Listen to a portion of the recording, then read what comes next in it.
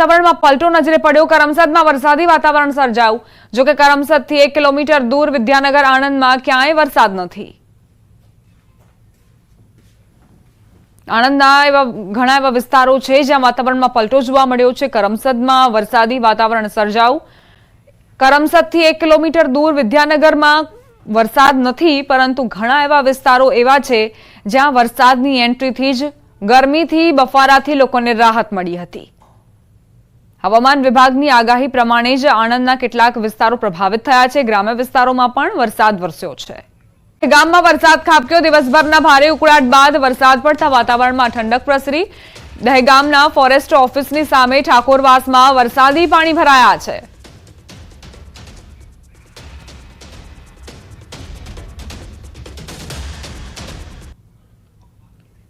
પંચમહાલ જિલ્લામાં વરસાદી માહોલ। ઘોઘંબા તાલુકાના પૂર્વ વિસ્તારમાં ગાજવીજ અને પવન સાથે વરસાદ ખાબક્યો। ભારે ઉકળાટ બાદ સાંજના સમયે વરસાદી ઝાપટા નોંધાયા। સતત 2 દિવસથી વરસતા વરસાદને લઈ ધરતીપુત્રો ચિંતિત બન્યા। પવનના કારણે ડાંગરનો પાક જમીનદોસ્ત થયો। સંવાદદાતા રાજેશ જોડાઈ ગયા છે વધુ જાણકારી સાથે। રાજેશ, પંચમહાલના કયા એવા વિસ્તારો જે વરસાદથી પ્રભાવિત?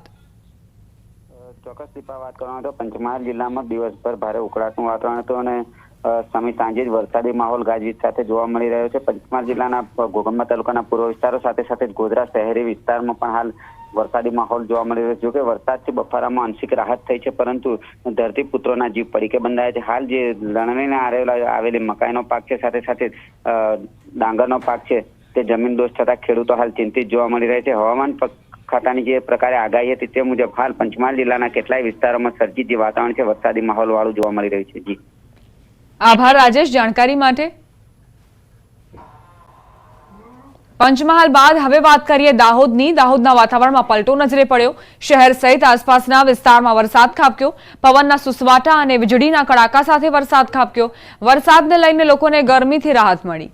દિવસભર ઉકળાટ બાદ વરસાદ નોંધાયો હતો।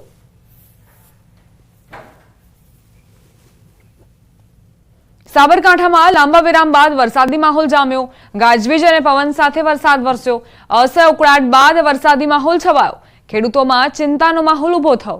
હિંમતનગરના હડિયોલ, ગઢોડા, આકોદરા, કેસરપુરા સહિતના ગામડાઓમાં વરસાદ વરસ્યો હતો।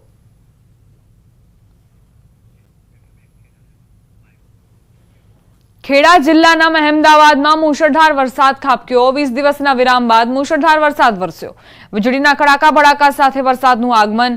ઉકળાટ ભર્યા વાતાવરણ બાદ વરસાદ વરસતા ઠંડક પ્રસરી। મહેમદાવાદ શહેર સહિત ગ્રામ્ય વિસ્તારોમાં પણ વરસાદ નોંધાયો। ખાતરજ, મુકવા, મોદજ, નેનપુર સહિતના ગ્રામ્ય વિસ્તારોમાં વરસાદ ખાબક્યો।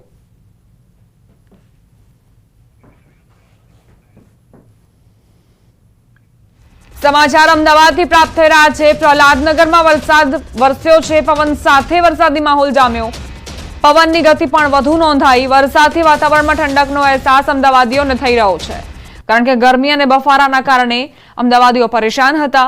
સવાર દરમિયાન તડકાએ પણ પરેશાનીનો સામનો કરવા મજબૂર કર્યા હતા અમદાવાદીઓને, અને હવે વરસાદની એન્ટ્રીથી જ ઠંડકનો અહેસાસ લોકોને થઈ રહ્યો છે।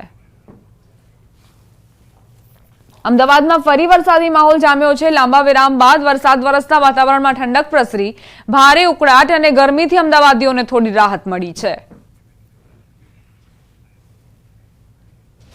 અમદાવાદના કેટલાક વિસ્તારોમાં વરસાદ નોંધાયો। ચાણક્યપુરી, ઘાટલોડિયા, સાયન્સ સિટીમાં વરસાદ। ભારે પવન સાથે ધોધમાર વરસાદની એન્ટ્રીથી લોકોને ઠંડકનો અહેસાસ થયો।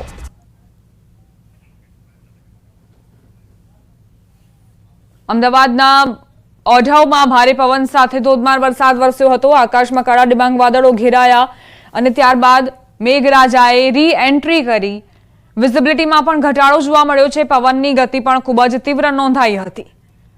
જ્યાં નજીવા વરસાદ બાદ જ પાણી ભરાઈ ગયા છે, વાહનોને પણ પસાર થવામાં મુશ્કેલી પડી રહી છે।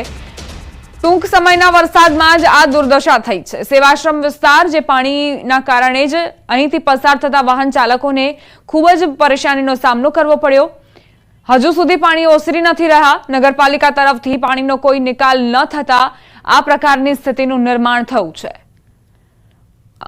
અહીં જો વાહન ચાલકનું સંતુલન તે ગુમાવી બેસે તો તેને અકસ્માતનો ભોગ પણ બનવું પડે, પરંતુ તેનાથી પ્રશાસનને કોઈ જ ફેર નહીં પડે। તે કાગળ પર એ દર્શાવી દેશે કે કરોડોના ખર્ચે પ્રી મોન્સૂન કામગીરી અમે કરી છે. હકીકત અને વાસ્તવિકતા શું છે તે આપની ટેલિવિઝન સ્ક્રીન પર છે. ન્યૂઝ 18 ગુજરાતીની સ્ક્રીન પર આપ જોઈ રહ્યા છો ભરૂચના સેવાશ્રમ વિસ્તારની આ પરિસ્થિતિ, આ દુર્દશા. ની આગાહી વચ્ચે દક્ષિણ ગુજરાતમાં ધોધમાર વરસાદ. સુરત, ભરૂચ સહિતના શહેરોમાં ધોધમાર વરસાદ ખાબક્યો છે. સુરતમાં 2 કલાકમાં 2 ઇંચ વરસાદ ખાબક્યો. સુરતમાં અનેક વિસ્તારો જળમગ્ન થયા છે. ભરૂચની વાત કરીએ જ્યાં ધોધમાર વરસાદ બાદ રોડ રસ્તા પર પાણી ભરાવાની શરૂઆત થઈ ગઈ છે. ફરી એક વખત દક્ષિણ ગુજરાતમાં મેઘો મુશળધાર વરસી રહ્યો છે, જેના કારણે લોકોના હાલ બેહાલ થઈ ગયા છે. ઘણા નીચાણવાળા વિસ્તારોમાં પાણી ભરાવાની શરૂઆત થઈ. વાહન ચાલકોના વાહન પણ ખોટકાયા હોવાના સમાચાર પ્રાપ્ત થયા છે. આખા જાણે કે વ્હીલ પાણીમાં ડૂબતા નજરે પડ્યા છે. જેમ જેમ સાંજનો સમય થશે તેમ ટ્રાફિક જામની સમસ્યા પણ લોકોને સામનો કરવાનો વારો આવશે. કારણ કે સાંજે 7 વાગ્યાનો સમય પીકઅપ અવર અને તે દરમિયાન જો વરસાદ નહીં રોકાય તો આ જ પ્રમાણે સુરતીઓ પરેશાન થતા રહેશે. અનેક વિસ્તારો જે પાણીમાં ગરકાવ થઈ ચૂક્યા છે. સુરત શહેરમાં વરસાદી માહોલ બરાબર જામ્યો છે. 2 કલાકમાં 2 ઇંચ વરસાદ, ધોધમાર વરસાદથી પાણી નજરે પડી રહ્યા છે. વરસી રહેલા વરસાદના પગલે કૈલાશનગર અને કાદર શાલીનાલ વિસ્તારમાં પાણી ભરાયા. સુરત ફરી એક વખત જળબંબાકારની સ્થિતિથી પરેશાન. નીચાણવાળા વિસ્તારો પાણીમાં ગરકાવ. 2 ઇંચ વરસાદ બાદ સુરતના કેવા હાલ થયા છે તે સ્થિતિ જુઓ. ક્યાંક કમર સુધીના પાણી ભરાયા છે. સોસાયટીની અંદર પાણી ઘૂસ્યા છે. ઘર બકરી પણ ફરી એક વખત નુકસાનની સમસ્યાથી ઝઝૂમી રહી છે. કારણ કે આ પહેલા પણ સુરતમાં ખાડીપુરના કારણે લોકો પરેશાન થયા હતા. ઘર વખરી પાણીમાં પલળી હતી. વધુ એક વખત એ જ પ્રમાણેની સ્થિતિ. સામાન્ય વરસાદ વરસ્યો છે. માત્ર 2 કલાકમાં 2 ઇંચ વરસાદ ખાબક્યો. ત્યારબાદ આ દુર્દશા થઈ છે સુરતના રસ્તાઓની, સુરતમાં સોસાયટીઓની. સુરત શહેરમાં ફરી ધોધમાર વરસાદની એન્ટ્રી. મહાનગરપાલિકાની પોલ ખુલી. 2 કલાકમાં 2 ઇંચ વરસાદ શું ખાબક્યો? કૈલાશનગર ખાતે વરસાદી પાણી ભરાયા. અનેક વાહનો પાણીમાં ગરકાવ થયા. કૈલાશનગરમાં ઘૂંટણસમાં પાણી ભરાયા. સંપૂર્ણ રસ્તા પર વરસાદી પાણીનું સામ્રાજ્ય જોવા મળી રહ્યું છે.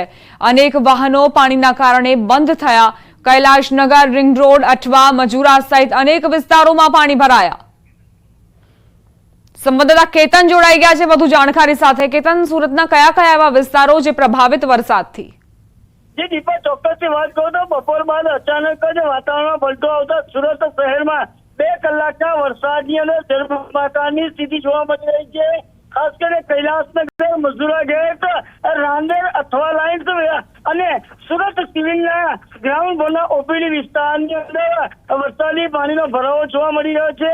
ખાસ કરીને મહાનગરપાલિકાની પોલ ખુલવા પામી છે કે મહાનગરપાલિકા પાછોતરો વરસાદ પડી રહ્યો છે ત્યાં સુધી પણ હજુ પણ પ્રી મોન્સૂનની કામગીરીમાં જ મથામણ કરી રહી છે. એવા ચોક્કસપણે આ દ્રશ્યો કહી જાય છે. ખાસ કરીને જે સુરત શહેરના રિંગ રોડ વિસ્તાર વરાછા વિસ્તારની અંદર આ 1.5 કલાકના ભારે વરસાદને લઈને સુરત શહેર જળબંબાકાર થવા પામ્યું છે. દીપા, કેતન, આ પહેલા મુશળધાર વરસાદ આવે અને ત્યારબાદ ખાડી પૂરના કારણે સુરતને ખૂબ જ મુશ્કેલીઓનો સામનો કરવો પડ્યો હતો. વધુ એક વખત મેઘરાજા આવ્યા અને માત્ર 2 ઇંચ વરસાદમાં આ પ્રકારની દુર્દશા, એ સ્થિતિ જ નથી સમજાઈ રહી અત્યારે.